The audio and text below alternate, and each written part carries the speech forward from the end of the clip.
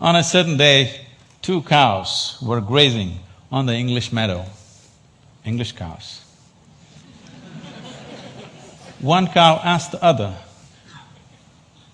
"What is your opinion about the mad cow disease?" The other cow said, "I don't care a hoot, I'm anyway a helicopter." Being a mystic, being a realized being is just like this. A cow realizing that it's a cow and it becomes a celebrated cow. Holy cow, isn't it? Is it that simplistic? So let me tell you my story. So as a child, one thing that I realized was that I was utterly, absolutely ignorant. And everybody around me seemed to know just about everything. I did not know anything at all. So because I did not know anything, I had to pay enormous attention towards everything. My sense of attention became like this: if I see a leaf, I could just sit there looking at this leaf, just staring at it for hours. If I sat up in my bed, just staring at the darkness, I could just do this for the whole night. So this attention brought a completely different level of involvement and interaction with just about anything and everything around me, animate and inanimate. But everybody else seemed to know everything and they were just going about their life busy and happy. But I was just staring at every little thing. Then I realized that even they did not know anything. It is just that they had their assumptions and belief systems that they were happy with, either their own or what was handed down to them by someone else. And they not only knew about what is here, they also knew about other worlds, about gods, about heavens and everything. And here I was struggling to figure out what is what. So this so intrigued me that I started planting myself outside a major temple here in Mysore, because I wanted to really see, after having a meeting with God, after having a conversation with God, how people will be. So I stood there intensely observing every face that's walking out of the temple, and generally I heard local gossip. Sometimes in Indian temples, your footwear walks away with someone else, and then I hear people cursing the creation and the creator. I always found people walking out of restaurants always had more joyful faces than people walking out of temples. Divine versus dosa. Dosa seems to win. I could not come to terms with this, and so I slowly became more and more and more skeptical about everybody and everything around me. Skeptical about social structures, political systems, religious beliefs, even scientific theories, because none of them match with my experience of life. On a certain day, I started moving towards Chamandi Hill. You must see this place. And there is a tradition in Mysore. If you have something to do, you go to Chamandi Hill. If you have nothing to do, you go to Chamandi Hill. If you fall in love, you go to Chamandi Hill. If you fall out, you go to Chamandi Hill. I had just fallen out and I had nothing to do, so I started moving towards Chamandi Hill. And I went up and sat on a rock there. Till that moment in my life, I always thought, this is me, and that's somebody else and something else. But for the first time, I did not know which is me and which is not me. Suddenly, what was me was just all over the place. The very rock on which I was sitting, the air that I breathed, the very atmosphere around me, I had just exploded into everything. That sounds like utter insanity. This, I thought, lasted for 10 to 15 minutes. But when I came back to my normal consciousness, I was about 4.5 hours. I was sitting there, fully conscious, eyes open, but time had just flipped in my experience. For the first time in my adult life, tears were flowing down, and I've always been peaceful and happy, that was not an issue, but here I was drenched in a completely different kind of blissfulness, every cell in my body bursting with ecstasy. When I shook my head and trying to get some logical explanation for what's happening to me, the only thing that my very smart mind could say was, maybe I'm just going off my rocker. This experience, as it deepened and it started repeating itself, if I just sit here, what is moments for me seem to be hours for others. I think it's a minute, hours are gone. On a certain day, I happened to be sitting in a certain place. I actually thought it's about 25–30 minutes, but when I came to my normal senses, 13 days had gone by. I was sitting right there. India being what it is, a whole crowd had gathered, garlands around my neck, people touching my feet, somebody wants to know what will happen to his business, somebody wants to know when his daughter will get married. All the things that I hated were just happening around me. And I had to move away from this place just to avoid this crowd around me. And as this experience deepened into me, one thing that happened to me was, everything that I believed was me suddenly was not me. This was always me. And suddenly I found this is just an accumulation of food that I've eaten. What I accumulate can be mine but can never be me. This was just a huge heap of impressions in my mind. And this body and mind, not being me but just being mine, a distance arose between me and my body, between me and my mind. This also facilitated a certain experience within me, that suddenly the equation of time and space was suddenly not applicable for me. I was seeing that what is here is there, what is there is here, past, present and future got mixed up. It was one majestic chaos, but utterly beautiful. So, my skeptical mind, not able to come to terms with it, started conducting experiments. These experiments are too weird to talk about and the results too fairy tale-ish for anybody to believe. But one thing that I arrived at was that existence is not human-centric. And all human experience is self-made. Most people believe that their experiences are molded by what situations in which they exist, but all human experience is 100% self-created from within. I think today a lot of science is beginning to agree with that.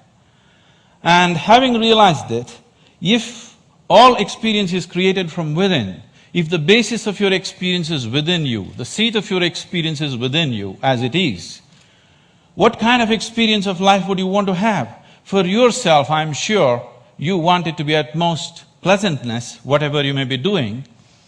What you want for your neighbor may be debatable, but what you want for yourself, definitely you want utmost pleasantness.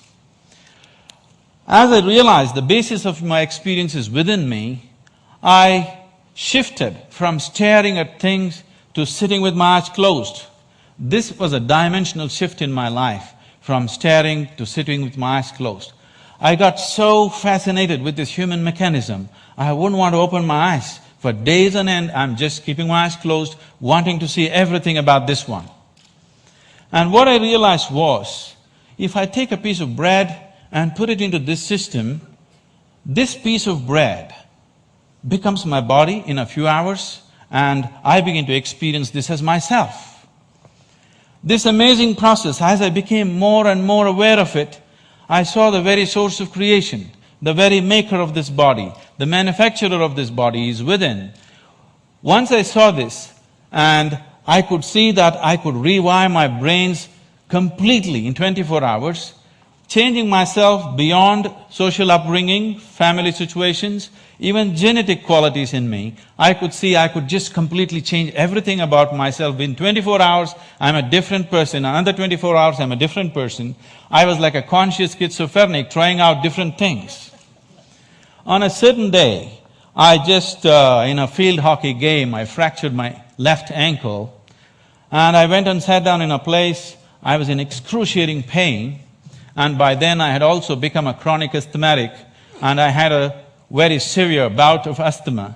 And this pain and this inability to breathe together, they were quite something.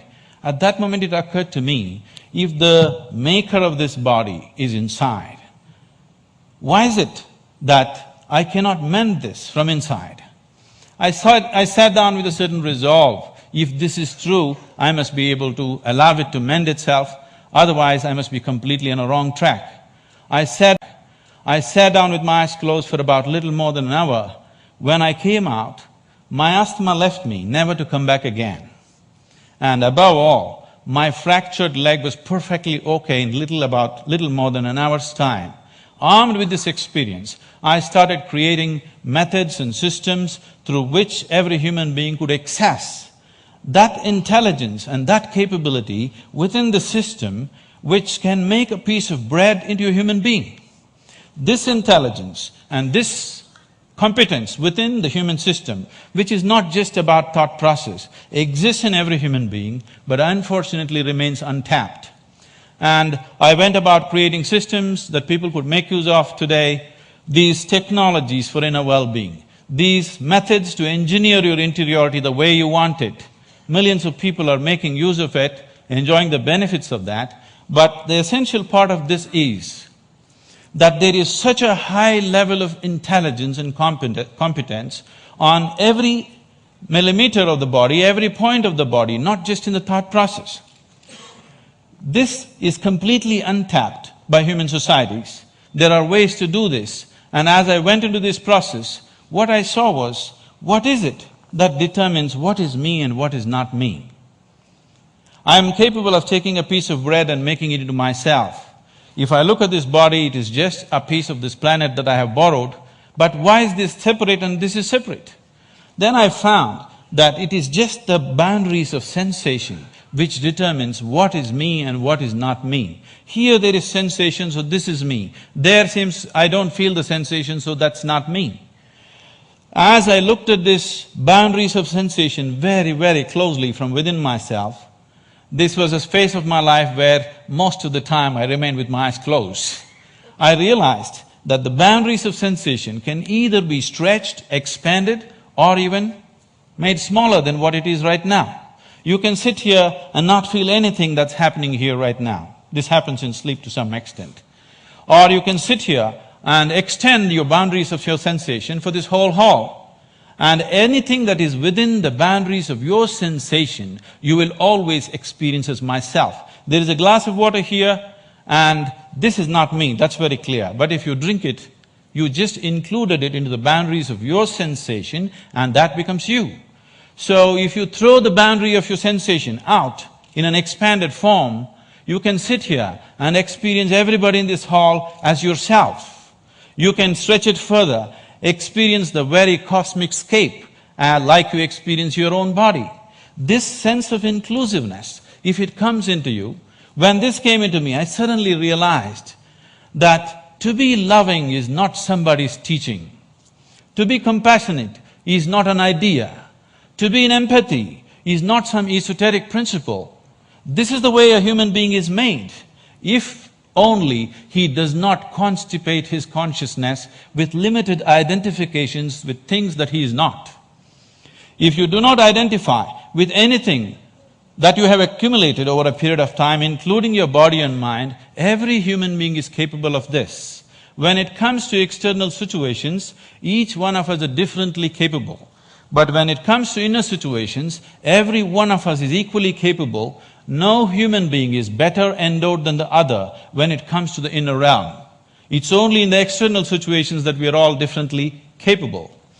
If this inclusiveness enters human life, if you can sit here and experience people around you as yourself, I don't think I have to teach you to be good. I don't think I have to teach you to love. I don't think I have to teach you to care. Because caring for this one is very, very natural. This is ingrained within the very nature of the existence.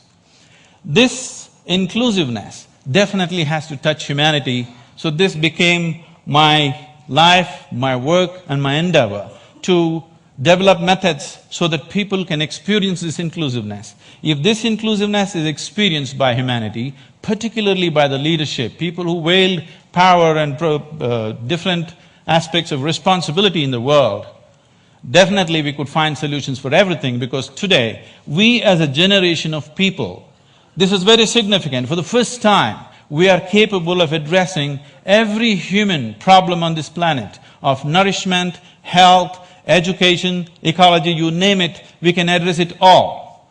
We have the necessary resource, capability and technology for the very first time. But are we going to do it simply depends upon how inclusive is our experience of life. If you stand here and you experience this planet as yourself, I don't think I have to tell you, take care of it. Every human being would do his best. When we do not have this inclusiveness, what we could do, we will not do. In our lives, if we do not do what we cannot do, that is not a problem. But if we do not do what we can do, we are a disaster. My hope and my work is just to see that we as a generation of people do not become that kind of a disaster, that what we can do, we will definitely do. And right now what we can do compared to what we could do 100 years ago is so incredibly different, so incredibly different. But what's missing is an all-inclusive consciousness, a all-inclusive experience of life.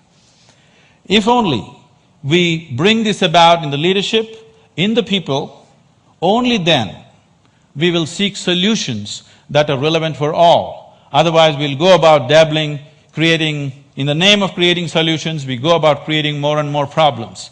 If we truly have to create solutions that are relevant for all, an experience of absolute inclusiveness has to happen to humanity, and it's possible. Thank you very much.